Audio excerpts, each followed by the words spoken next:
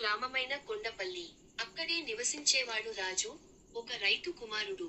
అతను మంచి హృదయంతో కూడిన వ్యక్తి. అదే గ్రామంలో నివసించే లక్ష్మి, గ్రామ ఉపాధ్యాయురాలు. వారి మధ్య చిన్నపాటి పరిచయం ప్రారంభమైంది పుస్తకాల మార్పిడి ద్వారా. రోజులు గడుస్తున్న కొద్దీ పరిచయం స్నేహంగా మారింది. ఆ స్నేహం ప్రేమగా ఎదిగింది. ఇద్దరూ పరస్పరం గౌరవం, నమ్మకం పెంచుకుంటూ ముందుకు సాగారు. కానీ వారి ప్రేమకు ఒక అడ్డంకి, లక్ష్మి తల్లిదండ్రులు ఆమెకు పెళ్లి సంబంధం చూడటం మొదలు పెట్టారు.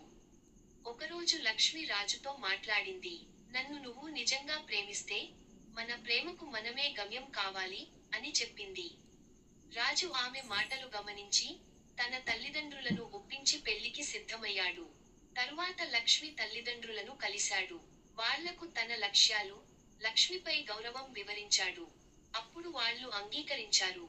పద్ధతిగా పెళ్లి జరగడంతో రాజు, లక్ష్మిల ప్రేమ గమ్యాన్ని చేరింది.